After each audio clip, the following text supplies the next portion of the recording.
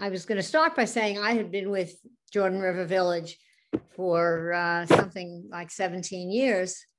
And I thought that would probably be the longest of everybody here, but Matthew Caton is on, and he was an original donor recruited by Marilyn and Murray. So everybody say hi to him. And Claude, I don't know how long you were there before me, but Claude is our national chairman of the board. And we're very glad that they are here with us this morning. But I've been with it for 17 years since I met Marilyn and Murray. They had just come back from Israel, where they had lived for about 25 years, and they had founded the idea of Jordan River Village at that time. And they were traveling around the world raising money for the construction of the campus. They were extraordinary, inspiring people, and they were also original members of Congregation Kol HaNeshama here in Sarasota. And they had also founded a synagogue in West Hartford, Connecticut, many years ago. They were founders in their souls, and they were both natural leaders, and they became well known in Sarasota as they spread the word about their dream. Congregation Kol HaNeshama was motivated to take on support of JRV as our special project in Israel through the connection with Marilyn and Murray. Our Israel trips have featured visits to the village, and all of our members are invited to participate in these local events. What makes JRV so special to us? It is totally non-political.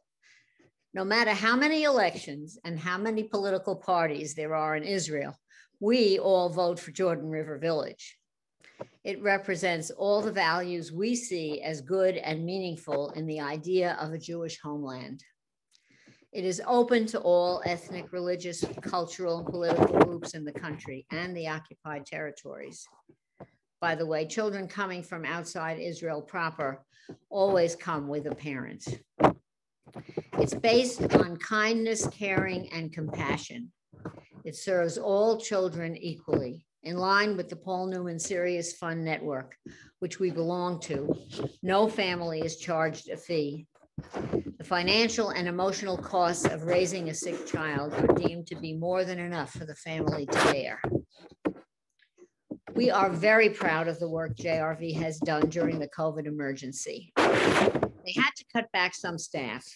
The facility had to be maintained and kept ready for use at any time the government deemed it safe to open for regular programs and for family programs. And they did open and close as the year went on. In the meanwhile, the staff developed online programming from previous campers and reached out to children's hospitals around the country to provide special activities for hospitalized children. We are proud to be the only local group in the USA that plans an event annually and sends a substantial contribution to the village every year. Jordan River Village is not a one-time commitment because we have to pay for those kids to go to camp every year. It never ends. Today's program is missing the usual opportunities to greet each other in person and renew our connection to each other and our shared commitment to JRV that we've always enjoyed. But a year's worth of learning to use online capabilities and experience creating virtual meetings and programs will give you a deep and meaningful experience this morning, thus the tissue box. With huge thanks to our Executive Director, Gail Androphy, and our Assistant Director, Shira Leeds, who has become our Zoom master, video producer, and online communication maven. I'm delighted to turn the podium over to Gail, who will conduct the program. Please turn on speaker view. Put your questions in the chat as they come to you or at the end of the presentation when we open the floor for Q&A. Gail. Hi, everyone. I just want to thank Kayla and Toby, and of course, Maureen and Sue and Jan and Fradel. It's always so fun to come to Sarasota and see so many familiar faces. And I'm going to say that it's nice to be back, even if back, of course, you know, we are considering it that I'm looking at your sunny sky in the background through Zoom. You may say it's not warm, but from here, it looks sunny and lovely. So I've traveled to Sarasota now 6 times for Jordan River Village programs because there's such an amazing group of friends and donors there.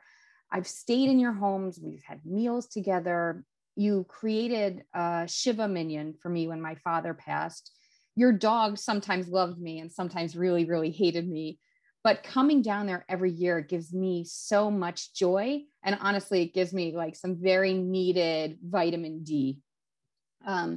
Each year, we like to bring something different to this community. We've brought a camper from Israel. We've given you different highlights. Once, even last year, we did a virtual tour. And now I want to do something even a little bit more different. Before I do get a little too ahead of myself, I want to introduce you to Shira, who is on my screen. She's up at the top left. She has been amazing in managing the back end of all of these programs. And I hope that you will give us just a little bit of grace because we're fundraisers and not so much Zoom experts, but we've really, really practiced. And I think we got it. Fingers crossed on this. What you're going to see today is the heart of Jordan River Village. You're going to meet this incredible young boy and his grandfather. And the reason I bring him today is because you've heard what the village is. You've heard that it's Israel's only free year-round camp for kids with serious illness. But I want to show you why we do it and why it's important and how you have made a difference on one child and one family and the entire country of Israel. And I really, really want to put a face on the village. And I really promise that this child will do it. This is Muhi. Muhi is a camper at Jordan River Village. The first time I saw this picture, I was really surprised. The village sent me a gallery of photos from families, from family weekends. And I saw this picture and something really stuck with me. There were no names. There really were no words. There were no references. But I saw that the picture included this kid with a huge smile. And then I noticed the wheelchair and I noticed that he was missing his arms and legs. And then I noticed a man with a big white beard in the back. And I noticed a woman on the side who is Betty. She is in charge of our kitchen and she's wonderful. And I could tell that she had this really huge smile behind her mask. But after being with the village for so many years, I also knew that there was a lot of information in this photo that wasn't there. So I probed my colleagues, probably to a point of annoyance, because I really needed to know more. And I learned that this is an 11-year-old boy with a really rare gastrointestinal genetic condition. Try to say that 10 times fast. It's very hard. Most people look at him and see that he has a disability, but what they don't realize is that his medical condition really requires constant vigilance. He is a stoma that has to be changed sometimes up to 8 times a day. He is extra susceptible to infections, but sometimes land him in the hospital for months at a time. His condition has an impact on his social and emotional development. You'll notice that the man with the white beard, that is his grandfather, and it's his caretaker. And last but certainly not least, he spent years living in Israel's Tel HaShomer hospital. Now, every piece of new information made me want to explore more and hear more. And I knew that there was something about this picture. I was so mesmerized and I really had to keep probing. And what I learned completely touched my heart even more than this picture. So I am going to now stop my share and I'm going to ask Shira to share a short video with you.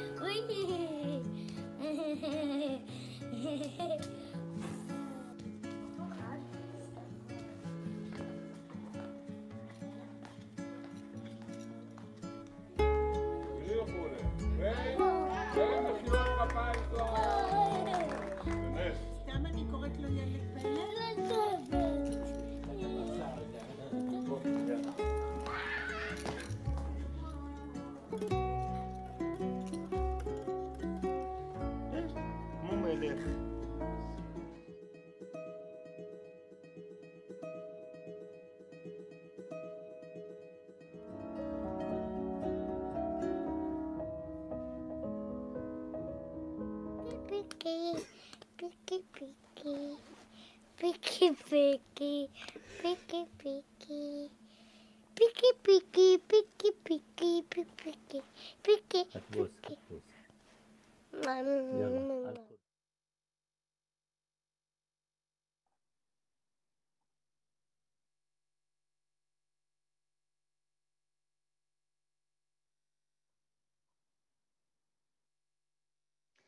That is Muhi. Muhi is this incredible boy who's really experienced more in his 11 years of life than any child should have to endure. And that's just a highlight. His full story is complicated and it is full of twists and turns and ups and downs.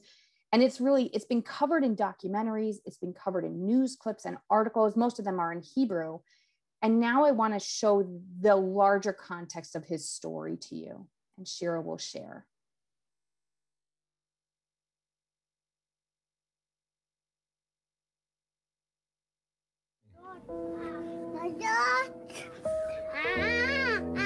מוחמד נולד בח'אן יונס, לוקה במחלה גנטית נדירה.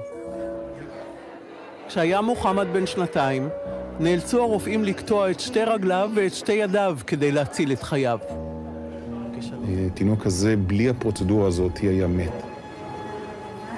ואני חושב שהמחיר שנאלצנו לשלם הוא מחיר כבד. מצד שני, הענקנו לו חיים.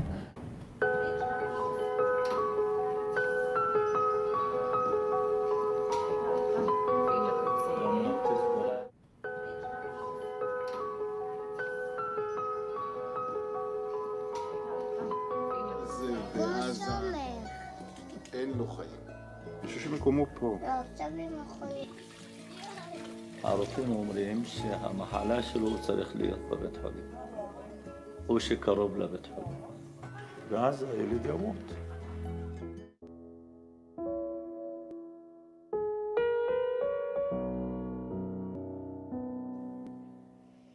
אבל קטעו לי נידנו רגליהם. شو؟ ليش קטעו לי לאצבעות? ليش قطعوا لك الاصبعات؟ ليش يابا؟ ليش קטעו לי לאצבעות? من الله. איך נותרתי ככה?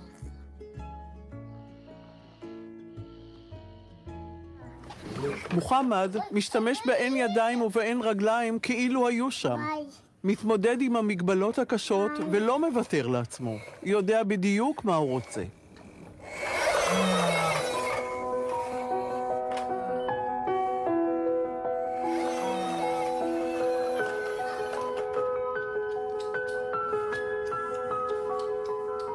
אני מקדש את החיים. אני חושב שתינוק הזה מראה לנו חיים. הוא פעיל, הוא חמוד, הוא נבון.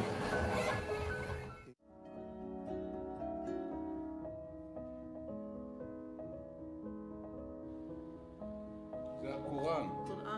כמו ליהוד יש תורה. עד הקוראן. עד המוסלמי אתה צריך לדעת מה זה. למה? כי אתה מוסלמי, אתה ערבי. אני לא ערבי. מה אתה? רוסית. מה? כשאני אהיה גדול, אני אהיה רופא וילמד בבית ספר ואני אהיה גדול ואני אתן ידיים ורגליים לכולם גם בעזה. אתה יקר הכי בעולם. נכון?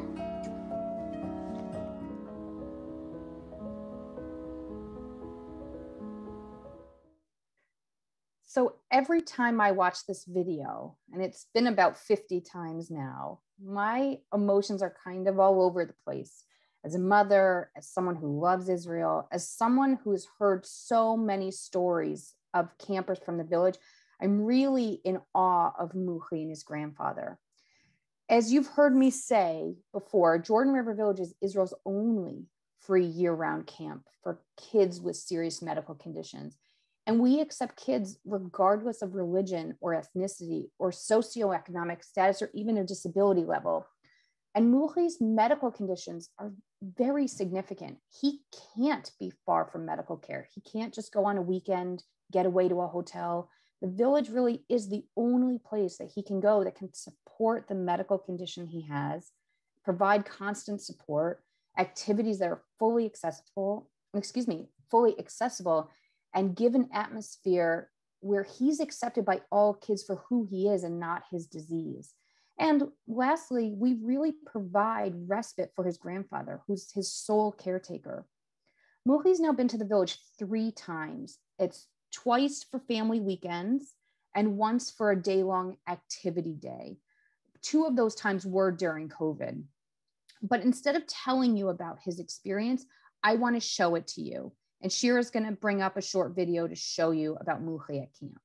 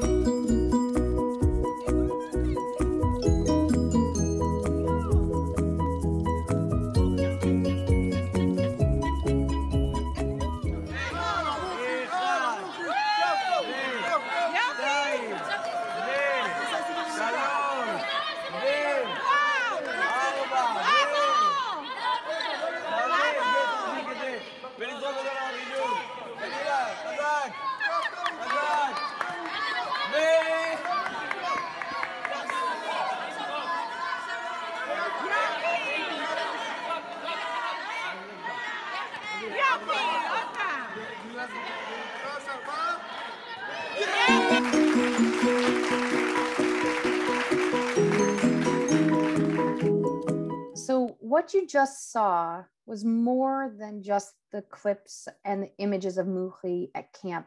It's really much deeper.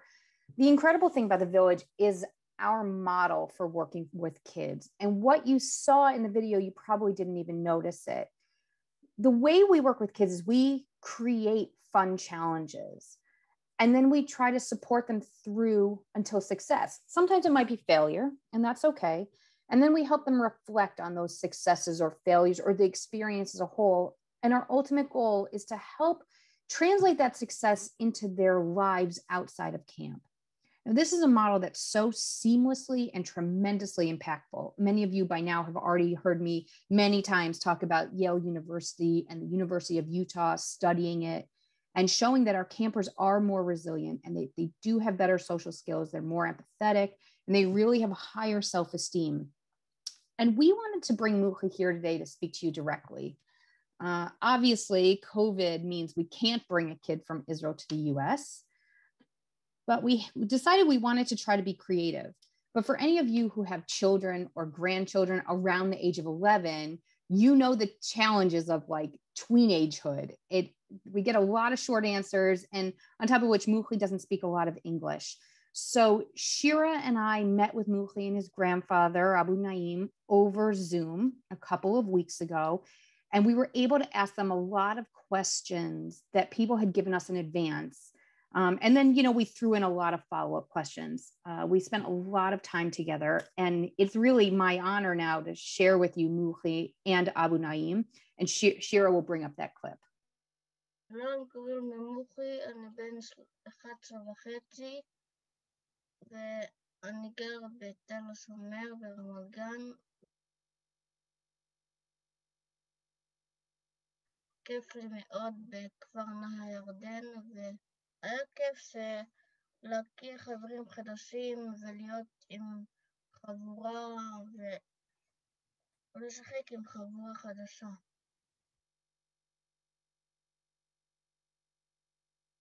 טיפסתי על קיר טיפוס, שאני הרגשתי שאני גבוה. גם מפחיד וגם כיף באותה הזמן. היה כיף לשמוע את הקול של הסוס, כי סוס זה חמוד כזה, ומתי שהוא נולד הוא כזה חמוד כמו תינוק, שאפשר לחבק אותו, ויש לו בו הרבה צבעים יפים. הם מורכב לי רצועות בשביל לנהוג את הסוס, ולהגיד הולכת שמאלה וימינה וישר. עשיתי עפיפון ואהבתי אותו. השניצל עם הקטשופ היה טעים נורא. נעשה כזה ככה. מה הכי כיף פה? מה אתה הולך לאכול עכשיו? תספר לנו. מה אתה אוכל היום? כן. שניצל תגוון. גם זה טעים. כיף נורא ומרגש לעזוב. אני מרגיש כמו אני עוזב משפחה. בפעם הראשונה שהלכתי, פחיתי פעם ראשונה שהלכתי. כדאי ללכת וכיף שם מאוד, וכדאי להם ללכת שוב, והם ייהנו. הכפר נהר ירדן הוא מקום נפלא, מקום נקי, מקום נחמד, מהעובדים, מהמתנדבים. מה זה חופש? זה חופש כולל בריאות, כולל שקט, כולל להיות רגוע. מקום קדוש כזה אני אוהב.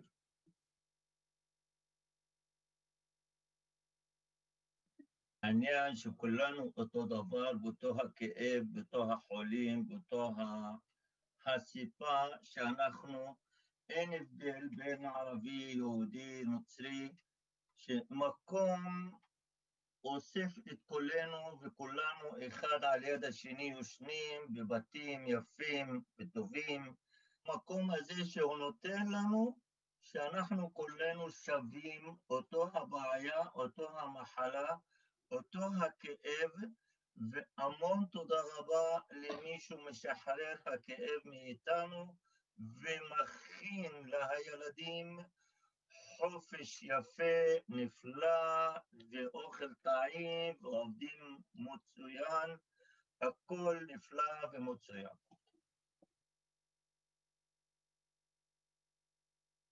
המקום בעיניי פרפקטו. 10 מתוך 10.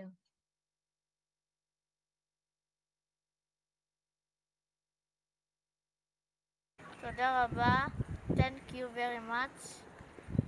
שוקרן, ותודה על מי שעוזר לי ונותן לי את כל הדברים האלה שמצחיקים אותי וכיף לי. So we brought Muhi here today to make the village come alive. His words can do so much more justice to the camp than I could. One reason why his story is so appealing to me is because of a story that I had heard when I first started working with the village more than 7 years ago. The story is that Murray and Marilyn Grant had met with Paul Newman. And after the Grants proposed the camp, Paul turned to Marilyn and said, I'm so excited because this is going to be the peace camp. And she said, before this is a peace camp, it's really a camp for sick kids. And this always stuck with me because what binds these kids together is their illness. It's stronger than the things that potentially pull them apart. Our campers are united by the fact that they share the bond of living with a serious medical condition. And often other kids, their parents, and their doctors really can't understand it. And everything else really is an afterthought. So many times I've told people the idea that medical interventions help sick kids live, but where those interventions fall short is where Jordan River Village's mission starts, which is we help children thrive. And in the times of COVID or Corona, our campers like Muhi need the social and the emotional support more than ever. 2020, as you heard Kayla say, was extra challenging, not just for Jordan River Village, but it was extra challenging for our campers. There was significant extra isolation. But as Paul Newman would always love to say, that we really did change lemons into lemonade because our campers and the community really needed it. This past year, the village continued to support the campers virtually in their communities and sometimes on campus. We created internet channels of programs. We brought together small groups on Zoom. We did small family sessions and day-long camp activity days. All of that was social distancing requirements taken care of. And we just launched this JRV on Wheels program, which is an individualized program where we take the village activity and the spirit into the community. Now, I do want to take a minute and introduce you to just one more person. I love the stories about Muhi, but I also think that some of the stories that we hear from his counselors and volunteers are also incredible. So first I want to introduce you to Yuval. Yuval is somewhere on the screen. There he is. And he'll come up in just a minute. And he was one of the full-time volunteers that worked with Muhi directly on campus. And you probably saw him many times in the video and through the pictures. So I'm going to mute myself and let Yuval introduce himself. Hi, I'm Yuval Alasov. I did a year of service at the village. So I was there for a full year between the end of 2019 until the end of 2020. And Muhi was one of the kids that came to the camp during that time, and I was his personal counselor.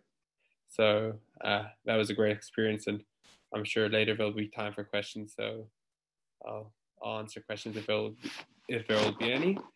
I'm now a soldier in the Army in a special unit in the paratroopers, and that's it, I think.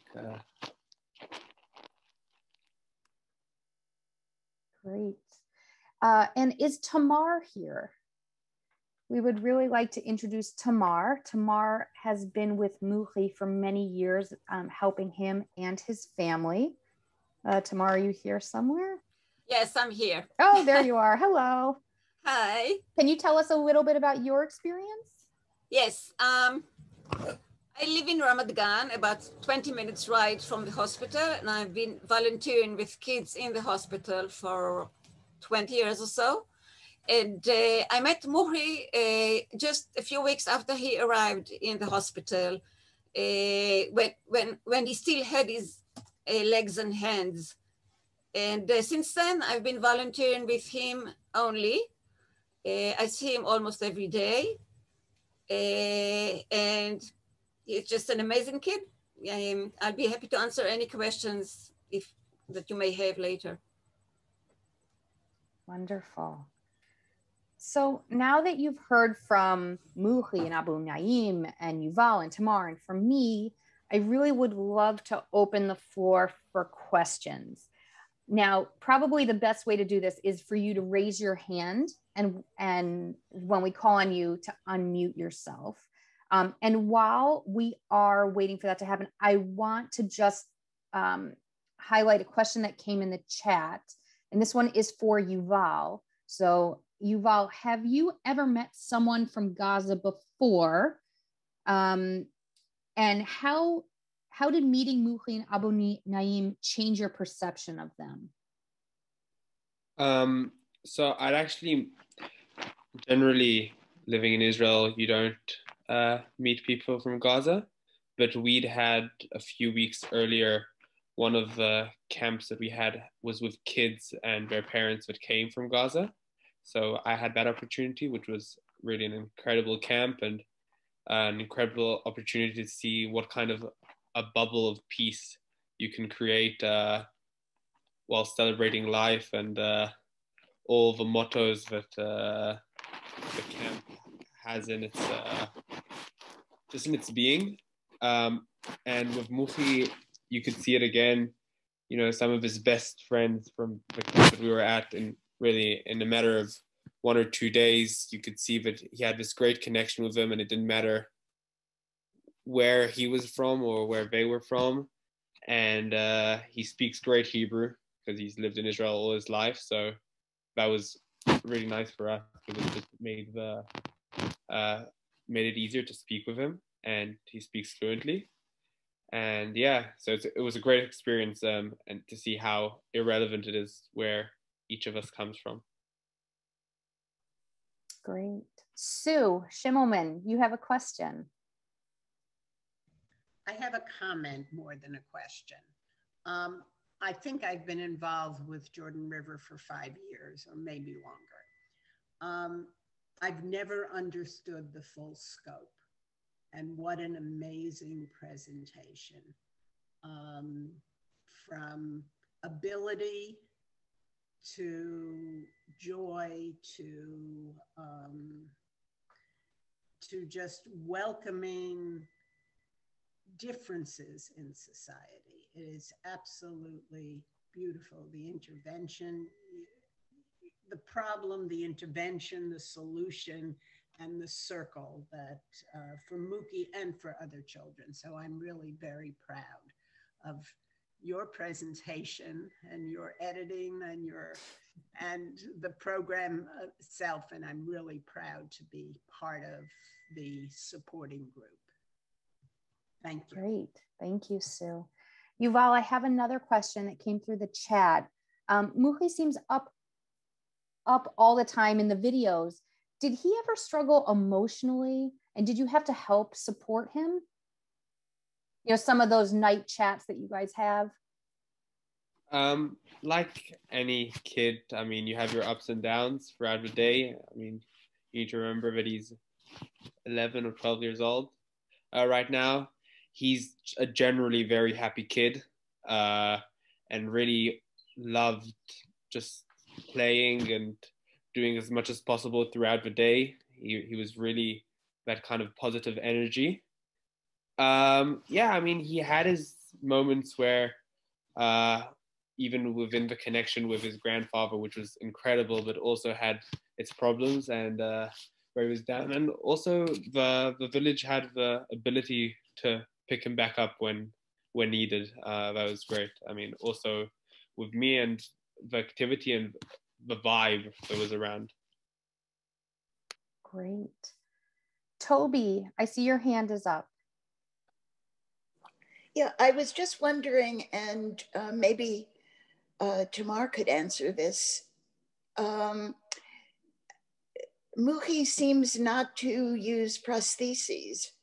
And although we did see in the first video that he did have them sometimes, and I was just wondering whether that, I guess the question is why that is.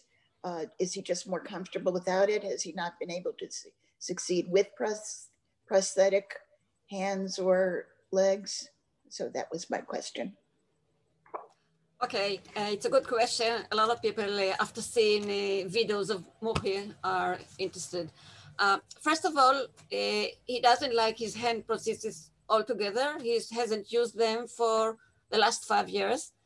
And he has developed an amazing ability to do everything with just, the remainder of the hands. He draws beautifully and he writes without fingers, and he plays Fortnite on, you wouldn't know that it's a child without fingers. Regarding the leg prosthesis, he has stopped wearing them about 1.5 years ago. Because his Crohn's disease is also affecting the skin. And on the skin underneath the prosthesis, he used to sweat a lot, and there were a lot of sores, and the bones kept on growing. So, but now, this is very exciting, because about 2 weeks ago, he said to me, Tamar, I want you to schedule a time for us to go and start go to the prosthesis producer, and I want to start, building up the ability to wear the prosthesis again. It's so interesting because he talked about providing prostheses for other children who didn't have hands and legs. And so that was part of the reason I was wondering. Thank you.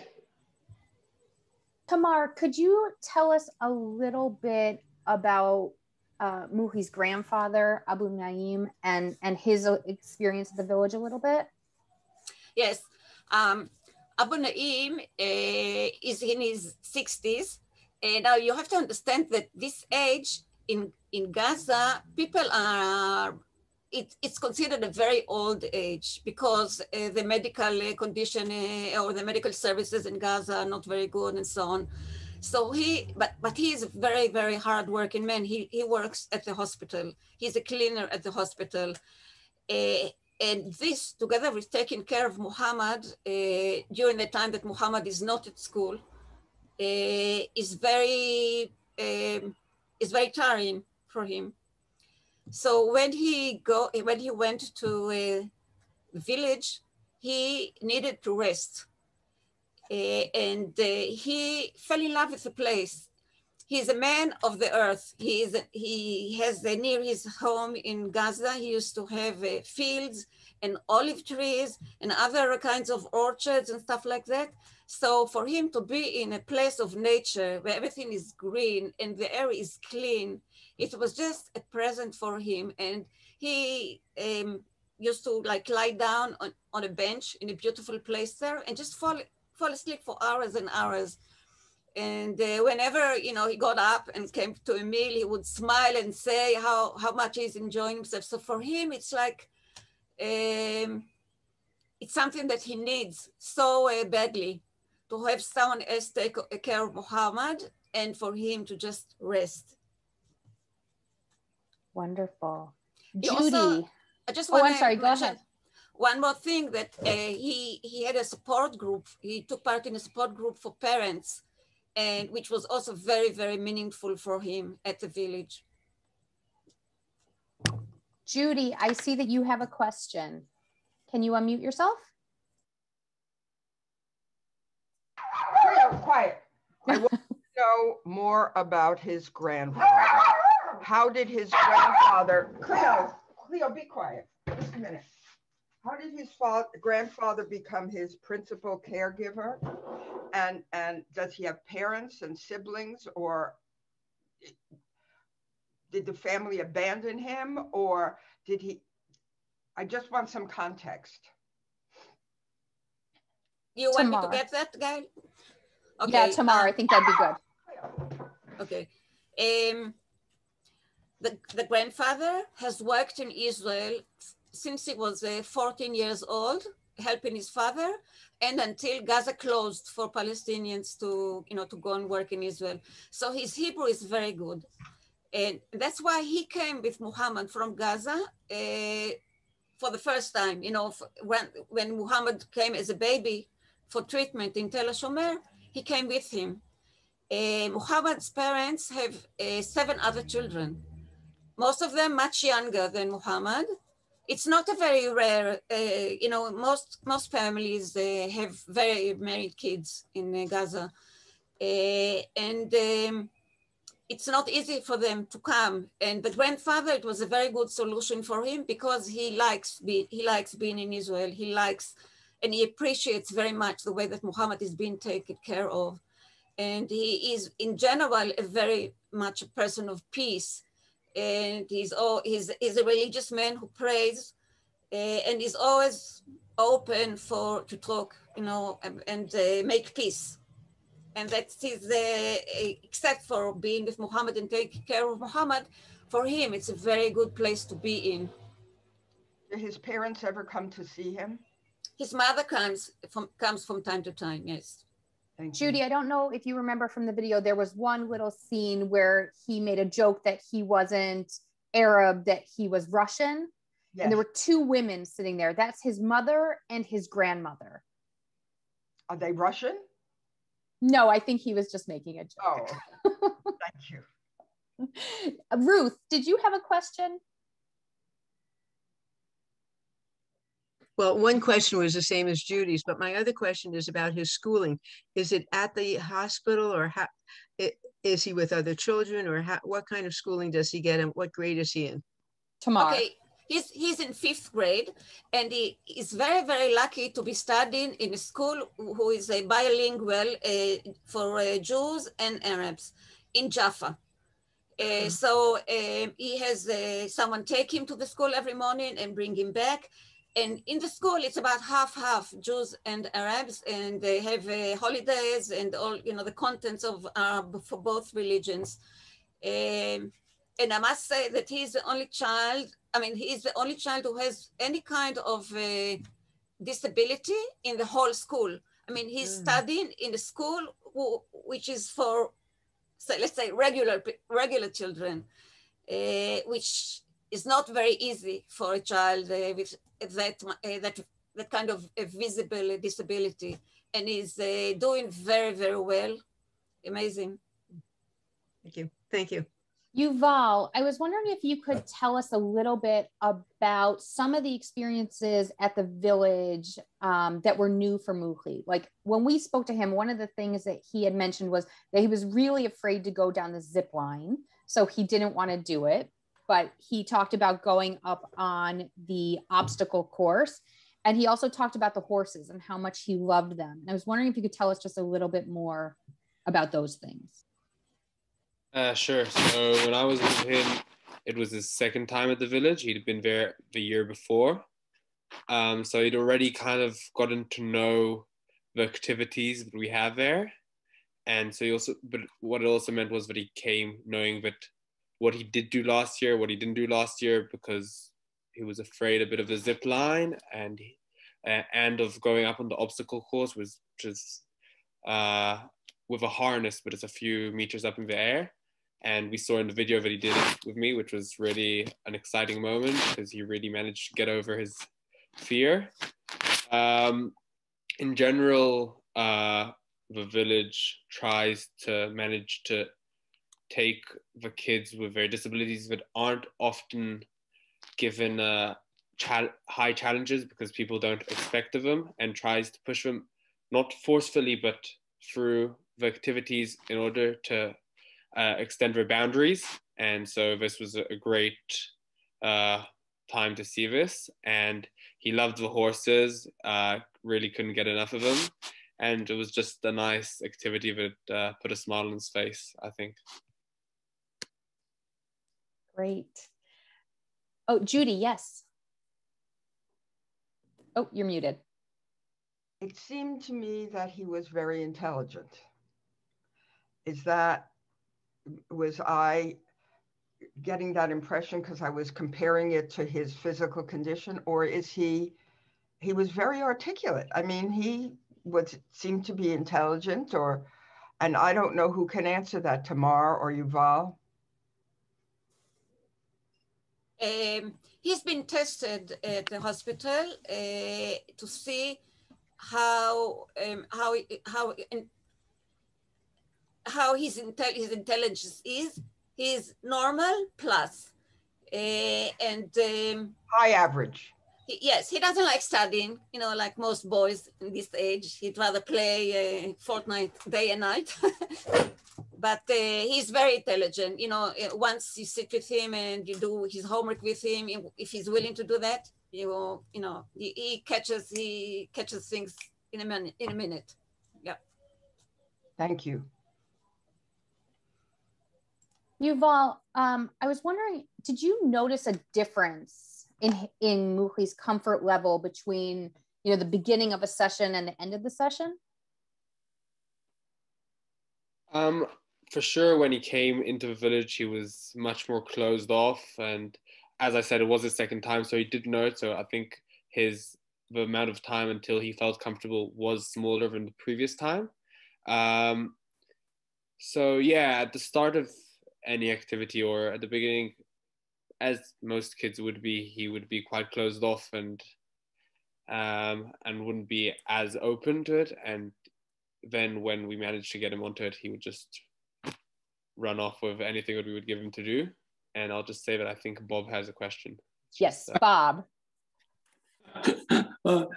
Thank you. I have a couple of things I wanted to ask. How often does Muhi come to the village, and how are the timing of those visits or the frequency determined? So the village in a normal year allows kids to come once a year. So Muhi came last year. For how long? Then, he came for a family weekend. So it's about 3 days, 2 nights, 3 days. Thursday and then, yeah. No, go ahead, Yuval. A family weekend consists of like between Thursday afternoon to Saturday evening after Shabbat ends. Yeah. And usually, as I said, usually the village allows everyone to come, each child to come once a year. This year, 2020, 2021, you know, the way we're measuring time now is a little bit different, right? So Muhi came during the summer, or the late, I guess you would call it the late spring, I guess, for a family weekend. And he just came a couple weeks ago for this 1-day activity day at the village. It strikes me, not knowing very much about it, that it seems like it's kind of a limited time for someone like Muhi who so enjoys it, and which seems to be so important for his future progress, which is the next part of my question, which is his prognosis. That I'll turn to Tamar. Yes, his immune system is not good because he has had bacteria. I mean, the reason why his hands and legs were amputated is while in hospital, he was infected by a bacteria that almost killed him, and by miracle he was able to get through it, and they later had to amputate his hands and legs. So he's because of that, and because of the Crohn's disease, his immune system is very, very low.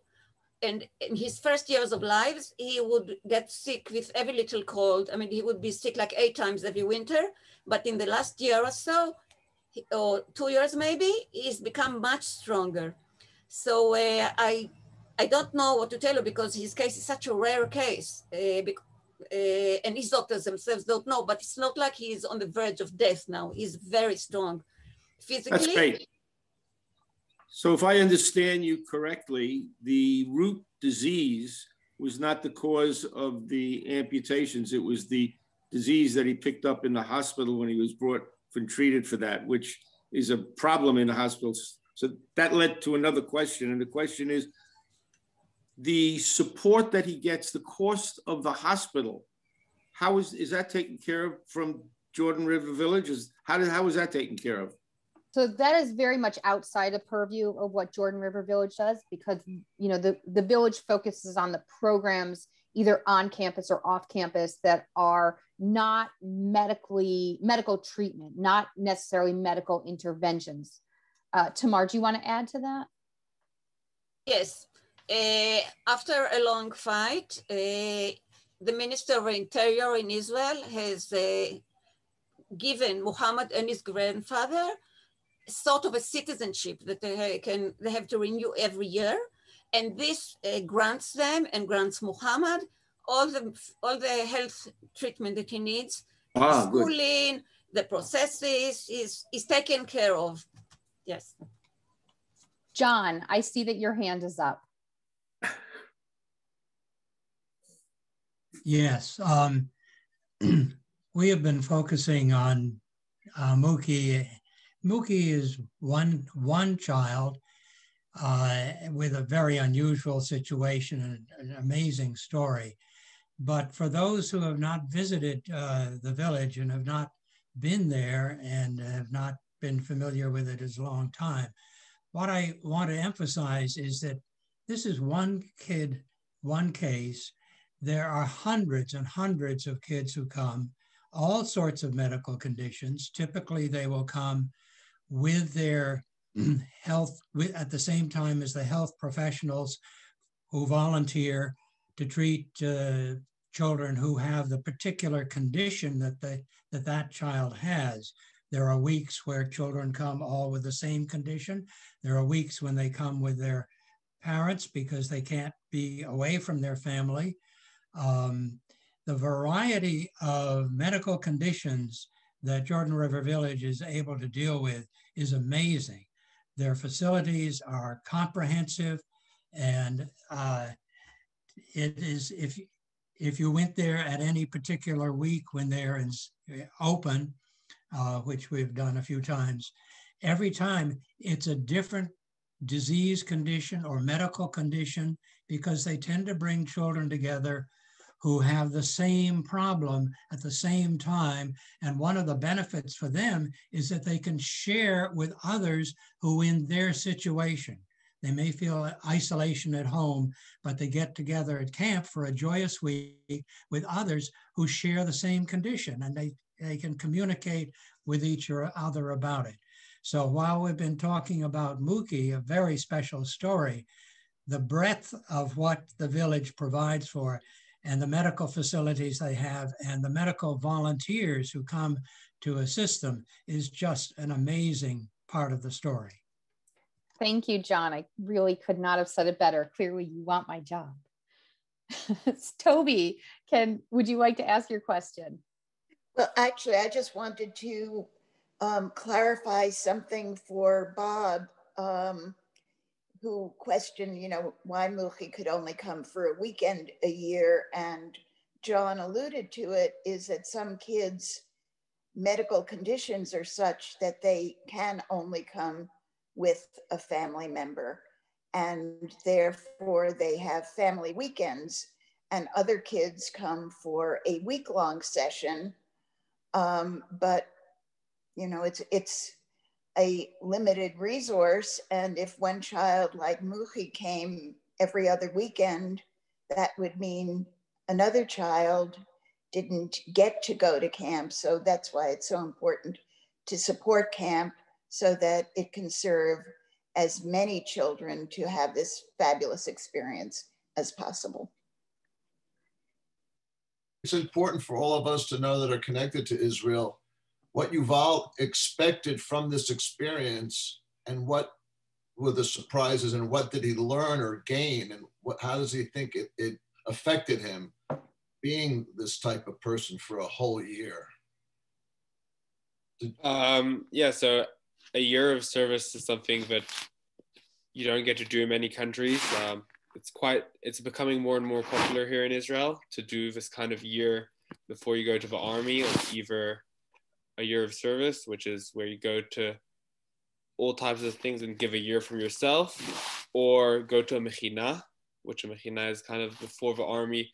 You go to learn a bit to become a better citizen in the future. And it's becoming more and more popular in the last few years.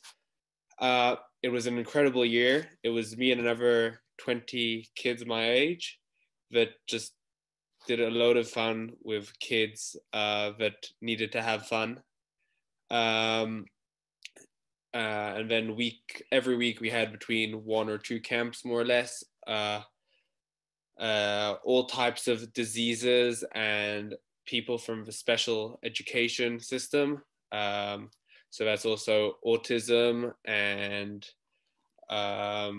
people with all types of disabilities, diseases, anything that it could be. It's an incredible experience. I didn't really know what to expect before the start of the year. I'd never been a part of something like this. I just remember when I came to try out for this role for the year, I arrived at the village and this is the place where I want to be for the next year. And then after I got in, we came for a week to this one camp just to see what it feels like. And I remember being really just so happy because it's a place that really thrives on just having fun and allowing fun to empower kids and to continue through their usually not so simple lives if they're coming to the village. And yeah, I think that's more or less it. Echoing what you've already heard is that Muhi is incredible, but he really is just one story out of the 13,000 kids that have come to the village since we started. And, you know, you can support Muhi and you can support kids just like him with a donation. In fact, for Muhi to attend the village from now until he's 18 is going to cost about $21,000. And you can support our efforts to ensure that Muhi and other kids like him continue to do more than survive and help them thrive and impact Israel and ultimately the entire world. Shira just brought up a screen where you can visit our website, you can donate, you can send by mail. And as a side note, if you like today's program, I invite you to mark your calendars because we are doing another event on April 19th. You'll be getting an email about it later in the week. One of our new board members, AFJRV, I apologize if I have really messed up that name, is the lead actress in a new Apple TV series called Losing Alice. If you haven't seen it, you really should. It is incredible. So Ayala and the show's director will be doing a conversation hosted by Jordan River Village. And they'll be talking about the role of women in film and TV and the explosion of Israeli TV in the US. And you definitely don't want to miss it. But I do want to open it up for just some closing comments from Jan. Jan, are you here somewhere? I am muted. Oh, there you are. There You're I am. good. I want to thank everybody for coming. It was the most moving thing. I can't tell you, I've got tears in my eyes. But I also wanted to mention how important it was when kids have disabilities and they're lucky to go to school and get mainstream. They're so lucky to be with kids with their own disabilities so they can share, you know, whatever they've had to go through together and share wonderful experiences that can take them home and give them wonderful memories. So with that, I just want to thank everybody. And I'm sure everybody just needed Kleenex today, like you said, because Muhi and his grandfather just told an amazing, amazing story.